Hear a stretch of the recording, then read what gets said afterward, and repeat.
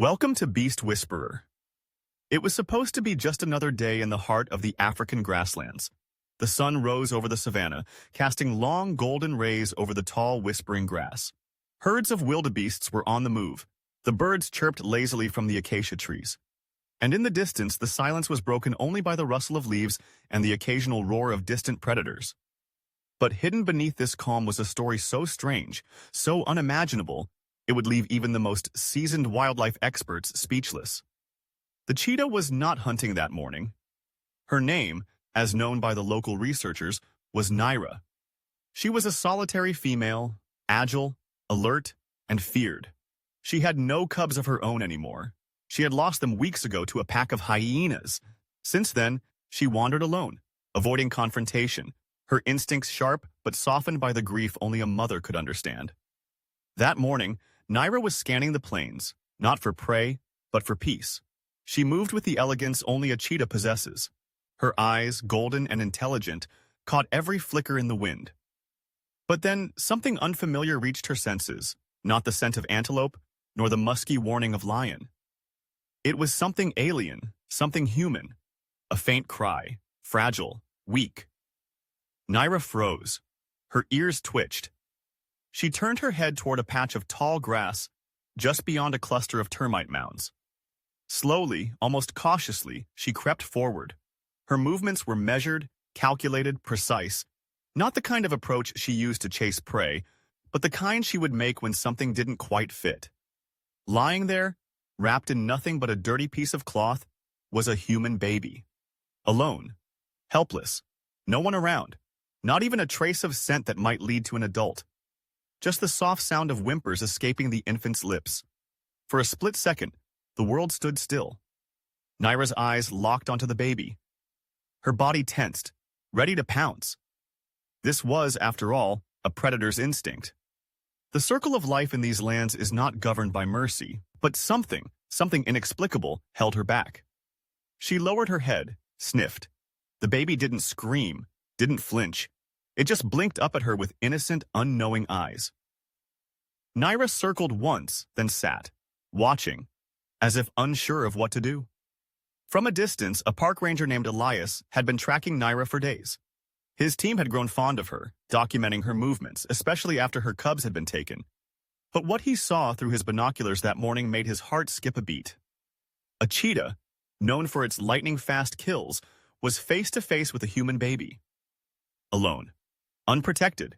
He radioed for backup but kept his distance. Intervening now could spook Naira and lead to disaster. Back in the grass, the cheetah gently nudged the cloth with her nose.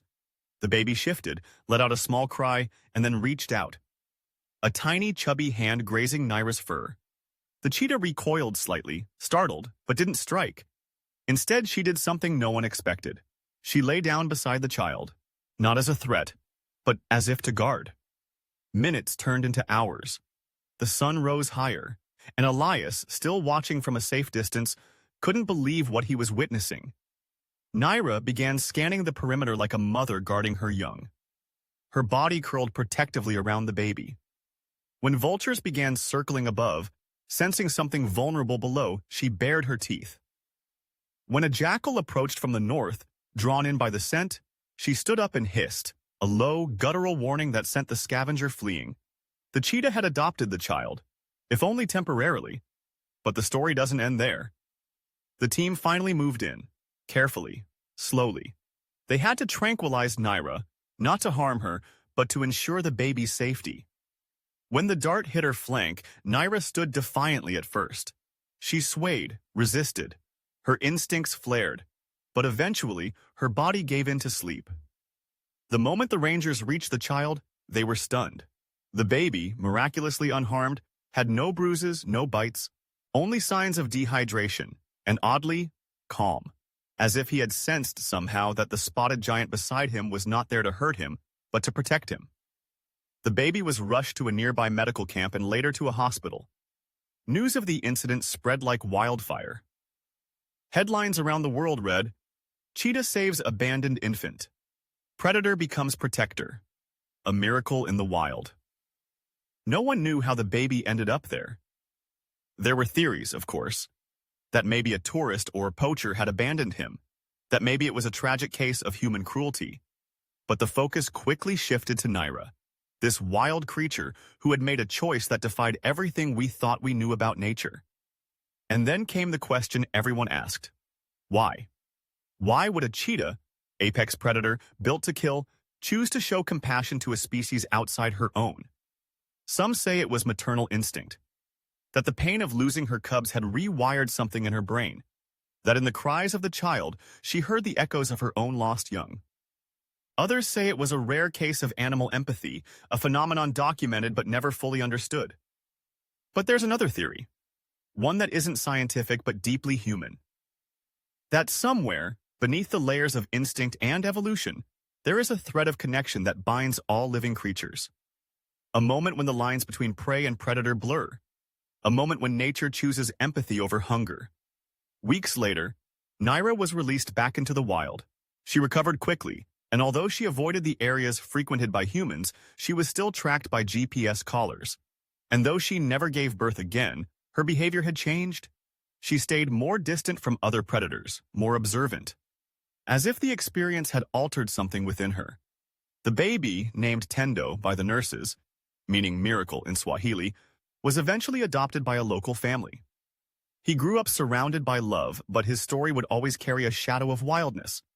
A story his adoptive parents would someday tell him, that he was once protected by a cheetah in the middle of nowhere. And somewhere in the grasslands, when the wind is just right and the stars shine above the golden plains, maybe, just maybe, Naira still remembers.